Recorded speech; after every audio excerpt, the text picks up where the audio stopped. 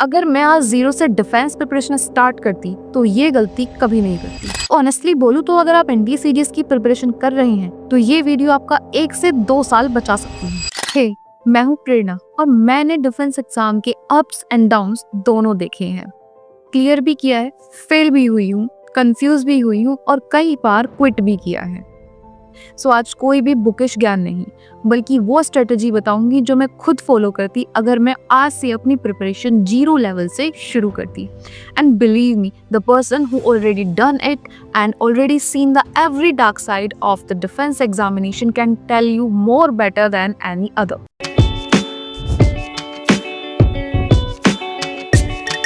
तो चलिए step by step समझते हैं। स्टेप नंबर 1, एग्जाम से पहले खुद को समझो।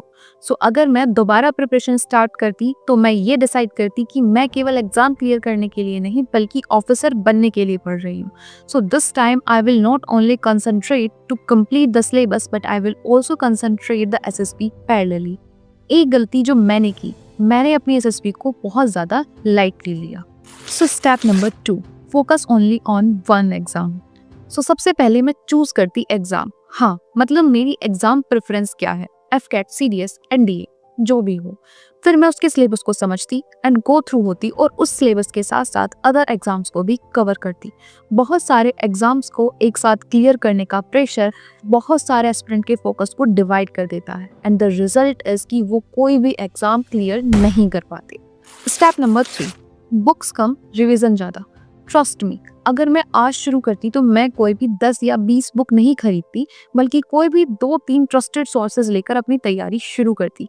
और हर वीक, हर संडे मैं अपने आप से ये पूछती कि इस बार मैंने कितना इम्प्रूव किया है and if I got the satisfactory answer then I am on the right path. Step number 4, add some small habits. There are some small habits which makes me a smart person more than a hard-working person. So this time I will also follow these small habits. Daily 15-minute current affairs, and these current affairs will only for my perception, not for the overloading. Daily 10-minute self-talk in English and 5-minute officers like discipline. And after that, introspecting myself, क्योंकि selection एक दिन से नहीं बल्कि daily exposure से होता है। Step 5, SSB की preparation.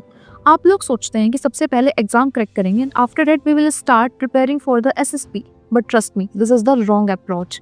Most of the candidates do the same and failed in their SSB. So SSB की प्रिपरेशन डे 1 से शुरू होती है। इसके लिए आप मेरी OIQ सीरीज फॉलो कर सकते हैं। I will pin the links in the comment section. Step number 6, comparison बंद। In the last but most of the aspirant facing this and that is comparison. Just stop it. If someone is telling that कि वो 14 घंटे पढ़ रहा है, वो 16 घंटे पढ़ रहा है, it is not possible bro. Let me tell you one thing. Defense preparation कोई रेस नहीं है but it is the test of the endurance. So ये कुछ स्टेप्स हैं जो मैं फॉलो करूंगी अगर मैं आज दोबारा से अपनी प्रिपरेशन शुरू करूंगी। अब तुम सब बोलोगे कि प्रेरणा ये तो ठीक है बट हमारे कुछ और भी डाउट्स हैं, तो उसके लिए तुम मुझे कमेंट कर सकते हो and I will try to answer all of them. And if you find something helpful in this video, just comment, like, share and subscribe my channel. जय हिंद।